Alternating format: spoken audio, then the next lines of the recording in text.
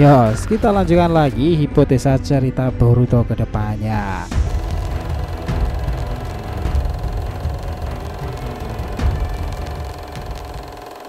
Sebagai sosok wadah, tentu nama Boruto, Sasuke, Naruto adalah orang-orang spesial yang terhubung pada kekuatan-kekuatan besar tersebut kan. Besarnya kekuatan mereka miliki itu terkadang membuat alter ego mereka itu bangkit teman-teman. Ingat, Naruto karena Kyuubi, Sasuke karena segel kutukan Orochimaru, dan Boruto karena Momoshige. Dalam perjalanan dan timelinenya masing-masing, tiga orang itu pernah di masa badas-badasnya loh. Sangat jelas peran Boruto dipengaruhi banyak dari Sasuke ketimbang ayahnya itu. Karena di usianya sekarang, Boruto itu memang serasa kelanjutan pada saat Sasuke di mode primanya kan, tetapi kekuatannya lebih badas lagi. Kisah Blue Vortex memasuki fase-fase menarik teman-teman. Baik Naruto dan Sasuke itu hanyalah penggambaran peran dan referensi pengalaman untuk Boruto sendiri kan, dimana orang-orang yang akan dia jadikan panutan dan bagaimana Boruto menyikapi perjalanannya sendiri itu. Sekarang di kondisinya sekarang ini dan juga keberadaan para ego Kyuubi, harusnya berawaktu ke depan ada sesuatu yang menjadi masalah untuk Boruto karena perihal karmanya. Itu emang menarik sih, tapi dari sini kita telisik berdasarkan dua panutan Boruto itu pula ya, lahir kemudian besar di ranah para villain badas tersebut. Yuk kita mulai.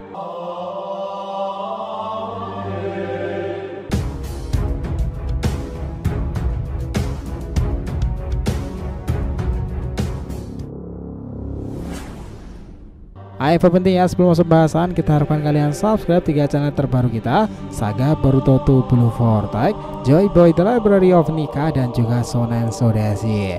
Untuk channel Saga Boruto to Blue Vortex kita akan ada pembahasan per episode fanfiction Boruto nih, lagi rame banget tuh, dan kita juga konsisten upload di sana.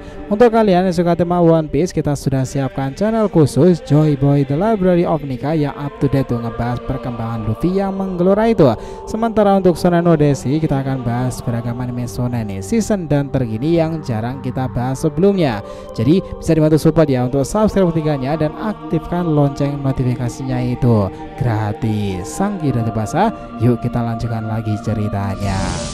Nah, seperti yang kita bilang ya, bahwa apa yang menjadi identitas Boruto sekarang memang terinspirasi dan tergambarkan dari peran gurunya Uchiha Sasuke itu. Bahkan jika dilihat lebih lagi, penampilan Boruto sendiri pun juga mirip sekali dengan Sasuke kan. Yang menarik teman-teman, sebagai seorang guru dan murid, kekompakan mereka itu patut diapresiasi loh. Mereka itu sama-sama kriminal, sama-sama ninja buronan, dan juga sama-sama pengguna jubah berwarna gelap kan. Baik Boruto dan Sasuke pun juga pengguna kekuatan dojutsu pula. Mereka juga pernah mengalami luka di matanya kan. Kita tahu seperti apa Sasuke di masanya sebagai ninja buronan itu. Dia memburu kekuatan untuk lebih kuat lagi, akan bisa membunuh kakaknya Uchiha Itachi. Dia juga bergabung dengan Akatsuki, membentuk sekuat Hebi dan Taka, cari masalah dengan Jinchuriki sempurnanya, invasi dalam rapat Kage, dan perang shinobi merupakan segelintir yang membuat Sasuke sebagai ninja buronan terkenal. Hal serupa juga dialami Boruto setelah dia dipaksa membuat masalah dengan Kawaki. Cerita Boruto juga dikarang telah melenyapkan Nana Daime dan juga keluarganya kan, dan juga hubungan dengan sang monster itulah, dan meninggalkan desa membuatnya dia dicap sebagai ninja buronan terbesar. Bahkan nih teman-teman, Boruto sendiri sudah memakai ikat kepala milik Sasuke yang telah memberikan kenangan lama dengan ayah Boruto sendiri ya. Hanya itu saja, Boruto yang awalnya menggunakan kaos sekarang tampak menggantinya dengan menggunakan kemeja lengan panjang yang dibalut dengan jaket lamanya itu. Ini pun juga ditutup lagi oleh jubah hitam yang serupa dengan milik sang guru besarnya tersebut Sasuke kan. Nah, sebagai pelengkap nakama, di sini juga tersandarkan pedang Kusanagi ya, mirip seperti milik Sasuke dahulu sebagai sebuah senjata yang bisa ia andalkan. Boruto benar-benar mengikuti Sasuke gurunya itu sebagai sosok anti-hero dalam ceritanya. Sampai chapter 12 menuju 13 dan seterusnya itu nanti, Boruto harusnya tahu jika dahulu ada dua orang yang pada akhirnya juga berhubungan dengannya pula. Naruto dan juga Sasuke dahulu juga pernah seluar biasa sepertinya loh. Mereka yang juga sama seperti Boruto bahwa keduanya punya sesuatu yang berkaitan dengan kekuatan besar, entah itu dari segel kutukan maupun seorang Jinchuriki. Nah, Naruto sebagai contohnya nih, meskipun ayahnya itu adalah tipikal shinobi yang terkadang santun, namun dalam kisahnya Naruto ini juga cukup mengerikan, apalagi pada fase-fase perubahan Kyuubi mode kala itu. Baik, itu memang sungguh mengerikan sih kala itu, ketika Kyuubi belum mau dikendalikan dan terkadang hal itu membahayakan rekan-rekannya. Namun ada beberapa badasnya itu menjadi momen-momen menarik pula. Ingat kala itu pertama saat melawan Pain ya, Salah satu pertempuran paling epik yang pernah diperlihatkan Naruto tentu saat Naruto melawan Pain dahulu. Kalau di era sekarang itu dia adalah Shigenya Kara kan. Aksi Naruto melawan pemimpin Akatsuki ini tampaklah keren di masa kala itu. Setelah ia mendapati salah satu teknik baru Senjutsu energi alam, kemampuan hebat Naruto sangatlah terkesan karena ia bisa menyerap energi di sekitarnya dan bisa melakukan teknik-teknik kata. Nah, pertempuran melawan Pain ini memang nggak mudah ya. Naruto bahkan harus berhadapan dengan TNI dengan gaya gravitasi tingkat tinggi seperti Shinra Tensei atau bahkan Banzo Tenin itu. Meskipun menggunakan Senjutsu dan buat Pain keteteran kala itu, tapi tetap saja sebenarnya dalam fisik Naruto tidak benar-benar mengalahkan ketua Akatsuki tersebut loh.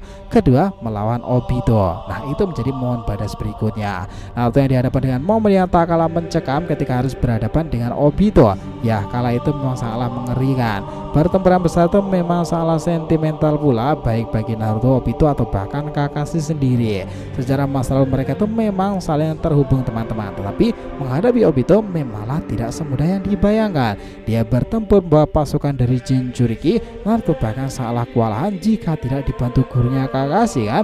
Tapi disinilah ada satu perubahan yang kita ingat kala itu, di mana Naruto dan Kurama akhirnya bisa bekerja sama untuk pertama kalinya. Dimana ini epic sekali ketika menyelamatkan gurunya Kakashi itu dan menendang para Jinchuriki yang dikendalikan Obito tersebut. Nah, kala itu Naruto ini berada dalam biju modenya nih, dan teknik ini membuat perubahan pada jubah Naruto yang menyala-nyala dan dengan besarnya cakra dari Kurama sendiri. Saat itu adalah perubahan peta mereka, tapi dampaknya sangat luar biasa besar sekali. Pertempuran melawan Obito inilah yang mengawali hal itu karena Obito sendiri sangat susah untuk dikalahkan. Pertempuran melawan Obito ini sebenarnya teruslah berlangsung ya nakama, karena dia bisa bertransformasi menjadi seorang Rikudo dan Obito berubah menjadi Jinchuriki ekor 10. Nah, itu memang sebuah hipotesa yang menarik sih. Ketiga, melawan Madara teman-teman. Menghadapi Madara bukanlah perkara mudah loh ya kala itu. Naruto bahkan sangat kesusahan dan hampir saja terlilit pohon Shinju jika tidak diselamatkan Sarutobi. Menghadapi Madara, Naruto bahkan membutuhkan bantuan dari para kakek seperti Tobirama dan tentunya Uchiha Sasuke. Dan kala itu ya sampai di satu titik Madara berubah menjadi seorang Rikudo seperti Obito kan. Dengan kemampuan barunya Limbo Hingoku itu, baik Sasuke dan Naruto kedua sekarat tuh melawan Madara. Namun suatu kejadian datang dan keajaiban itu nih, dimana Rikudo Senin muncul dari alam bawah sadarnya dan memberikan setengah kekuatan bagi dia dan juga Sasuke. Lalu saat kemunculannya kembali, Naruto bisa menendang bola Gedo Dama milik Madara tersebut. Itu merupakan salah satu hal yang menarik di era kala itu. Pertempuran melawan Rikudo Madara itu sekarang lebih bisa seimbang, dimana mereka juga memiliki kekuatan dari Rikudo pula ya. Tetapi tetap saja pada akhirnya bukan Naruto lah yang melenyapkan Madara. Dia ditipu oleh Zetsu hitam kala itu, dan proyeksinya tentang Mugen Tsukuyomi hanyalah rencana Zetsu. Madara hanyalah sebagai jalan untuk kebangkitan kehendak Zetsu hitam dan menjadi lawan terakhir dan terberat Naruto dalam perang Shinobi keempat. Tentu itu adalah Kaguya yang keempatnya. Si Dewi Kelinci ini telah bangkit kala itu dan menjadi lawan pamungkas yang dihadapi oleh Naruto dan tim 7. Kemampuan Kaguya itu berbeda level dengan para lawan-lawannya tadi. Cakra tak terbatas dan bisa masuk ke 6 dimensi Yomotsu Hirasaka. Nah, Kaguya itu benar-benar menjadi momok mengerikan bagi mereka semuanya ya, karena bisa saja yaitu berpindah ke dimensi lava, es atau bahkan gravitasi yang sangat merepotkan tuh. Menghadapi Kaguya, Naruto bahkan harus dibantu dengan para biju dan tentunya Obito dan yang sudah sadar kala itu kan, dimana kala itu pertempuran tersebut sepertinya memang tak seimbang karena Kaguya terus saja mendesak Naruto dan hingga sampai pada akhirnya ketika gurunya Kakashi memiliki rencana setelah ia mendapati Mangekyo Sharingan lagi ya, ia membangkitkan perfect mode Susanoo-nya dan Sakura memukulnya dari atas itu. Naruto dan Sasuke bisa menembakkan dua segel tersebut, lalu Kaguya kembali terkurung dengan teknik Rikudo Chibaku Tensei. Nah, sebenarnya teman-teman ini juga Hagurumo yang melakukannya ya, hanya saja perantaranya adalah Naruto. Itu memang badas banget sih adegan di masa itu. Apa yang ditujukan oleh Kyuubi sendiri bukannya tanpa alasan di masa itu, namun di tangan Naruto lah hanya soal waktu dia akhirnya mau berteman dengannya. Seperti yang kalian lihat ya, bahwa ada beberapa hal yang menjadi identitas Boruto terinspirasi pada ayahnya. Tentu soal Bunshin maupun Rasengan kan ya, itu menjadi kebadasannya sekarang ini. Tetapi tetap saja Sasuke itu tak kalah badas dan juga alter egonya dahulu tuh mengesankan sampai ke kekuatan-kekuatannya pula. Ada banyak momen memang yang tak terlupakan untuk Sasuke di masa mudanya. Ninja satu ini terlahir dengan penuh dendam terhadap orang bernama Itachi. Sasuke kecil sudah sangat jenius tetapi memiliki sisi gelap dalam dirinya itu. Kisah Sasuke menjadi penjahat paling berbahaya dalam dunia shinobi sebenarnya dimulai dari sana ya. Gurunya serta orang yang menginginkan tubuhnya Orochimaru. Perjalanannya dimulai dari situ. Pelatihan dengan Orochimaru lah yang membuat kekuatan Sasuke itu melonjak sangat drastis tuh. Ia bahkan mampu maksimalkan cycle kutukan tersebut dengan perubahan cakar elang itu. Tidak hanya itu saja nih, hasil dari latihan bersama Orochimaru, Sasuke itu mampu melenyapkan 1000 shinobi sekaligus yang Orochimaru persiapkan untuk menguji mental dari Sasuke. Namun masalah kemampuan seperti itu belum tentu cukup baginya, dan untuk mengalahkan Itachi yang kala itu, Sasuke terus mengembangkan kekuatannya sampai dirinya sudah bisa menggunakan teknik ular seperti yang sering dilakukan gurunya Orochimaru. Nah, pertemuan pertamanya dengan tim 7 Yamato menjadi bukti jika ninja satu ini sudah sangat berbeda saat ia masih berada di Konoha dan di bawah kendali Hatake Kakashi ini. Sekarang itu gini nakama, jika melihat di masa depan era Boruto ini, Uchiha Sasuke yang sudah bersahabat dengan Naruto itu serta dirinya menjaga kedamaian desa atas nama kakaknya Itachi ini, sepertinya memang cukup mengagetkan ya setelah ia mengetahui kebenaran dunia shinobi serta Itachi gitu. Apalagi saat ia terkadang terlihat sangat lemah serta belum mau menggunakan tangan palsunya ya karena alasan di masa lalu tersebut. Meski ya sekarang sudah terlihat melunak nih, tetapi ada yang menarik saat perjumpaannya dengan Shojoji kala itu kan. Ia pernah berkata seperti ini teman-teman, "Shojoji ya, di dunia bawah tanah kau harusnya mengetahui betapa bahayanya aku bagi mereka yang membenci dunia shinobi masa lalu. Kau harusnya mengerti seperti apa aku di masa itu." Ya ini bukannya tanpa alasan, karena di masa itu Sasuke itu memang salah satu kriminal paling berbahaya dalam dunia ninja loh. Bukti bahwa dirinya sangat badas tersebut pernah mengacaukan aliansi. Terus ada lagi nggak nih? Oke, kita langsung runtut dari sini. Pertama, membentuk tim Happy. Ini adalah salah satu kebadasannya. Kalian ingat gak nakama, hasil dari para murid Orochimaru yang membangkang kala itu, Sasuke itu pada akhirnya membentuk sebuah tim ular, dimana ini dipimpin oleh Sasuke. Anggotanya bukan ninja sembarangan, Karin, Suigetsu, serta Jugo. Semua orang ini bertambah badas di masa lalu, dan bagusnya lagi semuanya masih hidup di era Boruto sekarang ini. Dari tim Happy ini Sasuke bentuk setelah ia berhasil menekan jiwa Orochimaru pada saat yang tersebut di kondisi sakitnya ya. Inilah tim yang bertujuan membalaskan dendam pada si Uchiha Itachi tadi. Tapi menariknya dan badasnya dari tim Happy ini, di kemudian masa selain tim 7, tim yang sangat Sasuke anggap sebagai ikatan dekat itu adalah tim Happy yang akan berevolusi ini loh teman-teman. Ya, berikutnya yang kedua adalah Taka, tim elang. Ini adalah tim Happy di masa lalu, namun visinya itu sudah berbeda ya. Saking berbahayanya, tim ini bukan hanya Akatsuki sampai mengawasinya melalui para Zetsu. Tim Taka sendiri ini bergerak setelah Sasuke itu mengetahui tentang kebenaran kakaknya Uchiha Itachi itu ya. Ia bahkan sempat menangis mengetahui apa yang Itachi berikan dan lakukan kepadanya. Dari tim Taka inilah Sasuke akhirnya membangkitkan Mangekyo Sharingannya lebih lanjut ke fase eternal, dimana di Taka inilah dendam Sasuke kepada dunia shinobi bertambah besar lagi. Apalagi Konoha si desa sialan tersebut dan juga Danzo Shimura. Konoha harus ia hukum serta menerima balasan atas apa yang ia lakukan kepada kakaknya. Di tim Taka ini pula Sasuke sudah mendapati kekuatan Amaterasu pemberian dari Itachi. Selain itu tim Taka ini juga ditunggangi oleh Akatsuki bernama Tobi si Obito teman-teman. Misi pertamanya bahwa Taka harus membantu Akatsuki untuk menangkap seorang Jinchuriki sempurna pada saat itu, ya Killer Bee. Pertempuran tak terelakkan ini menyebabkan kekacauan terjadi di desa Kumogakure ya. Itulah awal semula Killer Bee menyadari jika api hitam Amaterasu itu seberbahaya itu. Namun saat itu Sasuke itu belum terlalu mahir dengan Mangekyo Sharingan tersebut. Bahkan ketika Sasuke melemah saat itu dan berhasil membakar Hachibi ya, orang yang rela berkorban menyelamatkan mereka adalah Suigetsu yang notabene berubah menjadi monster besar tersebut nih. Nah itu adalah monster air ya teman-teman. Berikutnya yang ketiga, mengacaukan aliansi 5 negara besar. Nah sampai sejauh ini hanya ada satu kelompok yang berani-beraninya mengacaukan rapat 5 Kage beserta 2 asisten terkuatnya masing-masingnya. Ya dia adalah Takanya milik Sasuke. Dalam rapat 5 Kage tersebut Sasuke itu bertempur habis-habisan dengan Raikage keempat. Pertempuran tersebut memang menyebabkan luka dalam bagi Sasuke. Sementara itu namun dia itu berhasil membuat Raikage kehilangan tangannya pula. Pertempuran tersebut pada akhirnya menyebabkan Sasuke melawan Gaara dan juga kelompoknya itu serta 2 asisten Raikage, salah satunya adalah Daru ya. Tanya itu saja, Sasuke bahkan berhadapan dengan Shimei Terumi dengan Kekkei Genkai langkanya itu.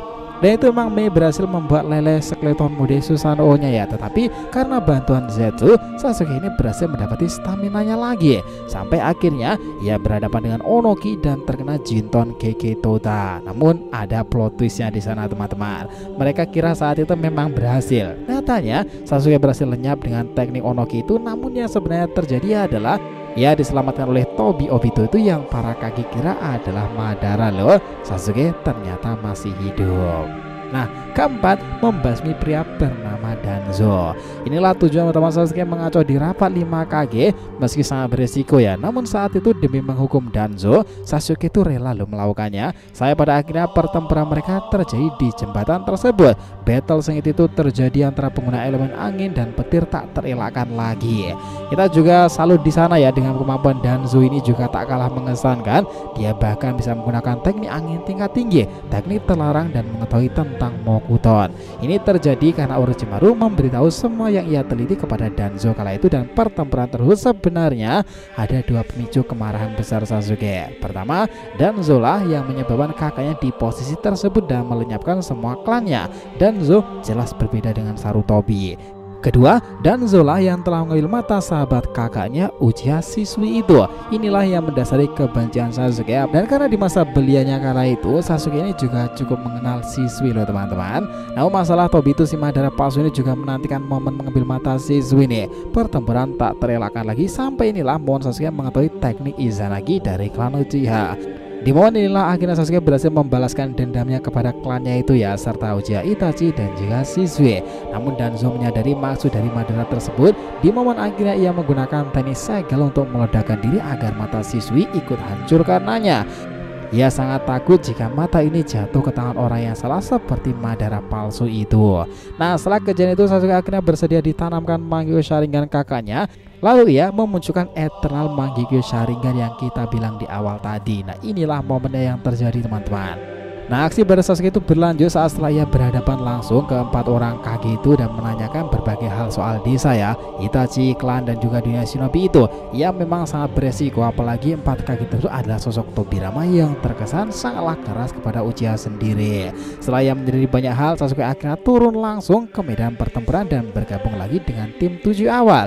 Disitulah momen saat Sasuke dan Naruto kembali bekerja sama cuy. Tidak hanya soal Amaterasu, Sasuke bahkan sering menggunakan Susanoo atau bahkan memanggil Kuchiyose terbarunya saat itu Aoda.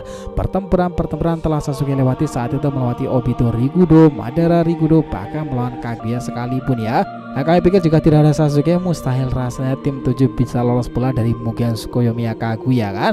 Mungkin hanya Obito yang sudah kembali normal dan para Kage Edo Tensei yang tersisa. Dan terakhir yang kelima, itu jelas bahwa pertempuran di lembah akhir dengan Naruto adalah salah satu hal terbadasnya. Itulah momen setelah perang shinobi keempat tersebut di mana Naruto dan Sasuke melakukan pertempuran terakhir siapa yang terkuat di antara mereka. Saat itu pula mereka sudah memiliki kemampuan badas dari Rikudo Sennin. Naruto dan Sasuke menggunakan teknik tertinggi mereka, Humanoid Susanoo versus Perfect Mode Kurama teman-teman. Kemampuan dua monster ini menghasilkan teknik tertinggi panah Indrano ya, dan Biju Dama Rasen Shuriken tertinggi teman-teman. Akhirnya keduanya kehilangan tangannya dan di suatu momen Sasuke akhirnya mengakui jika ia kalah dari Naruto. Nah, setelah peristiwa tersebut keduanya itu membebaskan korban dari Mugen Tsukuyomi. Sekarang kebetulan juga nih sang murid tekadnya itu serupa. Dia benar-benar serasa pewaris dari konsep satu ini ya. Boruto bahkan pernah mengatakan kepada Sarada, meskipun kakekku adalah seorang Kage dan ayahku juga Kage desa daun sekarang, aku sama sekali tak berminat dengan semua hal itu Sarada. Yang aku inginkan hanyalah menjadi shinobi keren seperti ayahmu itu, Uchiha Sasuke. Dan welcome to the club Boruto-kun. Sekarang hasilnya sudah terlihat jelas ya dalam chapter 1 Boruto to Blue Vortex ini hingga ke chapter 12-nya ketika dia sekarat. Kebengisan Sasuke kala itu terwariskan kepada sang murid nih. Siapa sangka untuk Sasuke sendiri di masa lalu dia seorang kriminal besar ancaman desa dan sering bertarung dengan Naruto. Kini ia malah menjadi pelindung sekaligus guru terbaik bagi putra rivalnya sendiri itu ya. Tentu kita harusnya sudah bisa memprediksikannya jika konsepnya dibahas seperti Sasuke, jalan ceritanya akan sangatlah seru dan badas tuh. Beruntungnya Boruto adalah main karakternya, jadi dia akan memiliki plot twist sendiri yang berbeda dibandingkan gurunya di masa itu yang pada akhirnya tetap kalah dengan Naruto sebagai main karakter ya. sekarang ini memang lebih menarik lagi. Boruto lebih istimewa lagi. Karakteristik bahwa Boruto sekarang 11-12 dengan Sasuke yang bengis itu tercermin dalam chapter pertamanya. Lihatlah itu penampilan yang terkesan serupa, sama-sama ninja buronan kan. Dia memakai ikat kepala ninja milik Sasuke yang telah memberikan kenangan lama dengan ayahnya tersebut. Tanya itu Boruto juga tampak mengganti outfitnya beberapa lapis yang menampilkan aura serius. Kemeja itu dan lengan panjangnya itu pun juga masih ditutupi oleh jubah hitam yang serupa dengan milik sang guru besar itu. Nah, ini masih berlanjut lagi di mana pedang Kusanaginya sendiri sebagai senjata pelengkap yang bisa diandalkan Boruto untuk perjalanan ke depan. Ini benar-benar tampilan antihero yang tanpa basa-basi kan sih. Nah, alter egonya ini sudah pasti akan disebabkan oleh Momoshiki. Well, keadaan Boruto sekarang makin kritis tuh. Dan apakah ke depan Momoshiki akan mengamuk dan Boruto menjulurkan alter egonya seperti para pendahulunya itu? Ingat ya, tujuan Boruto sekarang adalah menyelamatkan Sasuke itu gurunya yang terjerat akar pohon dari Shinjuku tersebut. Nah, dengan keadaannya rumit sekarang ini, Boruto sekarang memang di titik nadir di tengah persimpangan dan juga keputusan yang akan ia ambil ke depannya. Nah, lalu gimana nih menurut pendapat teman-teman sendiri? Bukankah hipotesa ini menarik? Saya telah tadi ya bahasan kita mengenai hipotesa alter ego kekuatan para dewa villain Boruto, Sasuke, Naruto, dan juga kondisi sekarang ini hingga chapter 12-nya. Oh ya, jangan lupa ya untuk subscribe 3 channel terbaru kita tadi ya teman-teman. Saga Boruto to Blue Vortex, Joy Boy The Library of Nika, dan juga Shonen Odyssey. Nah, kita lanjutkan lagi next time, oke? Jadi jika ingin ditanyakan silahkan ya, feel free tulis di kolom komentar di bawah ini. Thanks ya telah menonton video ini sampai akhir, and we'll be come back again.